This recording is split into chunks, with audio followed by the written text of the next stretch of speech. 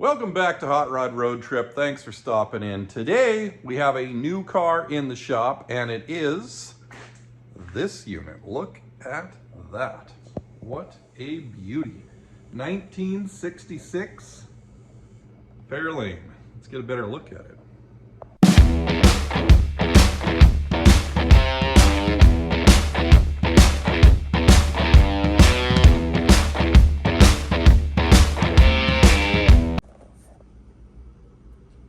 XL 500 two-door hardtop.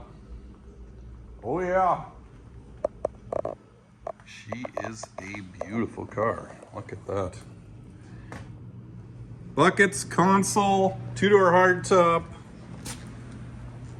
$289. Nice set of rims and rubber on it. Oh baby. We got some work to do to this thing to get it ready for any kind of a road trip. Man, what a beautiful car. Looking forward to getting into this one. And the first thing that it needs are rear shocks. It doesn't have any. And there's an issue with the shackles back there. So we're gonna get it up on the lift, have a look at what we're dealing with here. This is my exhaust reference video, so you can hear how whisper quiet it is.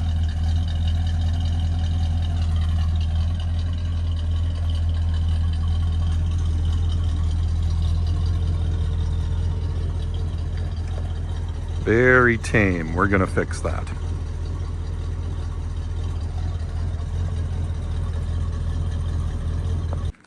So job one for this unit, as you can see in the back, we got a pretty harsh rake as this thing is jacked up. Somebody has some real big dirty shackles on this thing. Muscle car, you know, put it in the air so we can fit some giant criggers on it or something. Who knows, right? Some big old dirty shackles. So let's bring it back to proper ride height. We got some beautiful OEM pieces here. We're gonna slam these things in and bring her way down so it looks proper. New shackles are in place. It was kind of a not fun as the exhaust bracket got in the way. So had to undo that, move the pipe away so that we could get that down. And then of course the spring wanted to sprung way over here. So, you know, ratchet strapped it to the lift and pulled it down to pull it back enough, then jack the diff up to get this to hook up, but it's done. So that's one more thing off the list, or the first thing off the list, I should say. Next up here, we are going to tackle these giant mufflers. Don't know why we're not focusing on that, but it's annoying. There we go. Whoop, maybe, there we are. All right, so job one, as these are welded on, cut them off. Do one at a time. And what we are also dealing with here, as far as the mufflers are concerned, are the new ones are a fabricated sheet metal muffler, and they are 3 inches. I don't know why we're having issues with focus here, but these are 3 inches, and pipes on the car are 2 inches. So we'll have to make a little adapter, and looks like the mufflers on the car, I think, are double offsets, so we'll have to kick it one way, kick it the other, add a little pipe. That's what we're doing next. Back is tacked on. Actually, that's the front, not the back, and we're going to do the back now, as it is a center outlet on the old muffler, and I've put some pie cuts in and tapped this all down all the way around, and I'm going to butt this up to it as such and weld that on. So therefore, it goes down to the correct size. Second muffler is in place. Gonna clean up the welds a little bit and then throw some clamps on it. We also changed the donut in this as it was really blowing out, but we got a brand new one in there. That was ugly to take out. And swapped out the trans mount. Got a brand new trans mount in there. Beautiful. The old one was split in half, so totally cooked. Next up here, we're going to throw on some nice new rear shocks. I've had really good luck with these. I really like this brand, these KYBs. They are top notch. So I'm gonna toss these on the back and go from there. With the shocks installed, it's time to move on to the bigger portion of this, and that would be the engine. So we're going to be doing the top end of this, so to speak, as far as we got new valve covers, distributor, intake carb, camshaft. So, time to get ripping it apart. Teardown is almost complete. I need to get a puller, the jaw style, so I can get that gear off of there because we got a new double roller timing chain to go on. And got the cam out, but you know, in standard fashion, it ran right into this here bracket, which of course is dead center here. But with the bracket all undone, it's only got about 68 bolts. You can slide it over to the side here, and then you can run into the grill.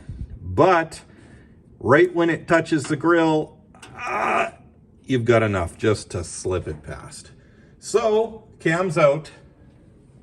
I'm going to put the new lifters in a tub and soak them overnight in oil. You know, you read all kinds of things. Some people say that you have to, some people say you don't. You know what? I like to give a flat tappet cam as much of a chance as I possibly can.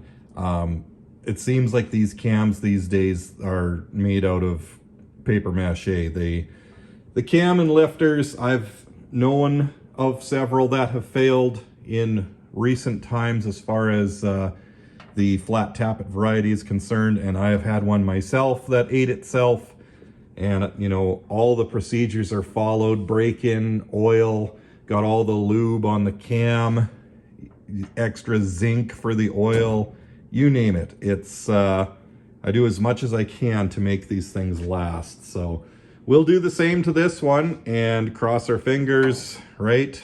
That's all we can do. So I'm gonna get those lifters soaking and we'll go from there. Drink up, little buddy.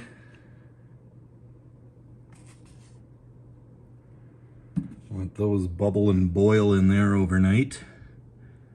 That's right, everybody gets a good drink. With the puller on, we're going to remove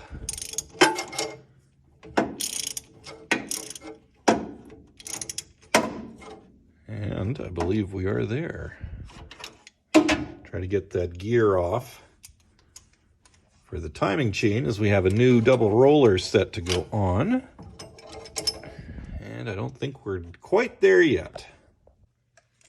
And there it is off. It wasn't very conducive to doing it with one hand to try to get it off, but threw it back on there, cranked her with two, and knocked it off. So that's good. We can now pull out our new timing chain and get our new double roller gear and knock it on. Well, with the entire container of lube that came with the cam, it is fully lubed and installed. I obviously couldn't video it because I had my hands covered in that stuff from lubing the cam, but put it in and then put on the new double roller timing chain as well as the eccentric, and that was just the scraper for scraping gaskets, of course, and scraped off those, so we are ready to put on the timing cover. I've got a new seal for the crank installed on the timing cover. We're going to add some glue down here some good old RTV, new rubber seal in the bottom as well. So the whole front end of this pan, we got the little ear gaskets for here, a gasket for there, and all that good stuff. So we can get that put together, and then we will slam in the push rods after we put the lifters in and put the rockers on. That is where we are at.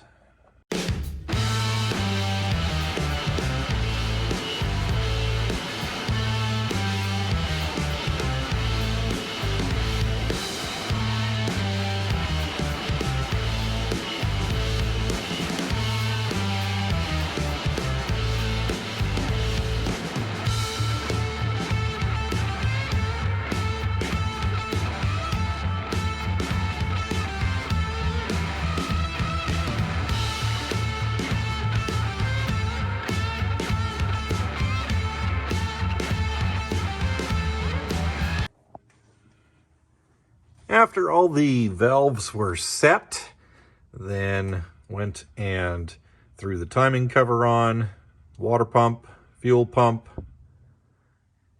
and I now have the intake gaskets on and the great wall of RTV front and back, and we're ready to throw the new intake on. Let's see what we got. Eldenbrock intake manifold. Ta-da! Look at that. Isn't that nice? Performer 289 even. And it's even on going on a 289. What are the odds? Well, let's get it out and get it on. Look at that. Very nice. And to hold it down, some brand new ARP hardware. Very good. Intake's all torqued on. And we got a full bottle of the good comp engine break-in oil additive. Hey, let's hope, right? Carrying on, gonna assemble some more. Reassembly continues. Carburetor is on, fuel line is hooked up. New coil is on. Some of the accessory drive, as far as alternator power steering and the harmonic with a new speedy sleeve. The old one had some pretty big grooves in it, so put a sleeve on there in hopes that it won't leak. Apparently it didn't leak before, and I didn't see any marks from it leaking, but man, it was pretty grooved. So threw the sleeve on, let's hope that it doesn't leak. And yeah, been working on linkage, getting the linkage figured out and whatnot. Swapped any stuff over from the old intake as far as temp sender, hose outlet, another vac port on the back, and a plug. So put all that stuff in. So that is all together. Also put on the thermostat housing and the thermostat. So I'm just keeping on. Next up here, I don't know, maybe we'll throw the valve covers on. Probably there. And then after that, we can maybe put the rad in. So that is what's happening. Well, a lot more reassembly has been finished. As you can see, we got all the fan. Maybe you can't see because I got a light underneath. We've got all the fan though on, belts, drive, distributor, plug wires. What else? Built a little bracket for the throttle return spring. And the new distributor is all wired in because it's completely different wiring for this distributor. So you have to wire in a relay right over there. And ran all the wiring for it down. And we put on a brand new cable from the starter solenoid down to the starter. The old one was real tight. So we got a nice longer one here, routed it better, tied that up. What else? Lots and lots of little things. The rad, I had filled it and it's leaking. Great. And it's coming from around one of the ports for where the transmission cooler goes into it. So I've epoxied it up, and that's why I've got my big heat light going underneath there, trying to cure it. I would love to fire this thing up, see how it runs, if it runs, etc., and break in the camshaft. But we can't do that just yet because I want to let this epoxy dry and then put the coolant back in. Fingers crossed that it doesn't leak.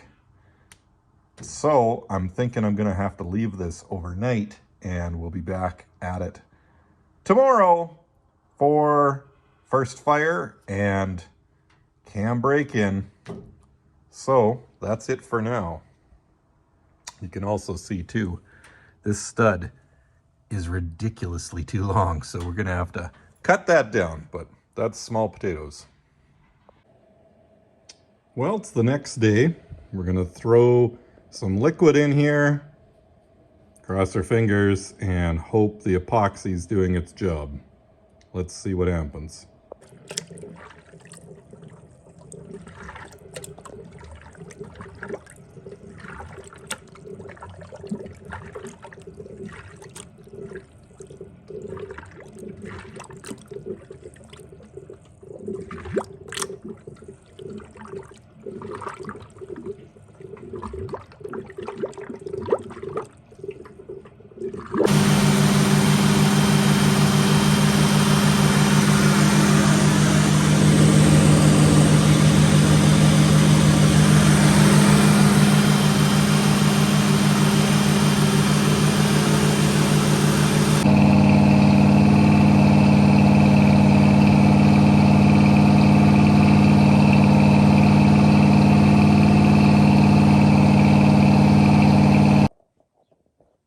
Engine's back together as far as just tossing the air cleaner on, taking off the timing light and whatnot. Got the timing locked in, and it's running nice and smooth. So let's hope it stays doing that. But we'll let her cool down for a while, check the coolant, and then it should be time for a test drive. All right, we're out on our test drive here, and feels pretty good. Definitely a lot more power, sounds much better, drives really nice too. Got those new KYB shocks out back, and I'll tell you, this thing rides beautifully. You can absolutely take this thing on a road trip wherever you want now, with some good power too, with a nice cam, 4-barrel carburetor, and a good sound, which you always got to have a good sound to go with. So I think we're just about going to call this one done though. 66 Fairlane, I approve. Nice car, nice unit, ready for the road.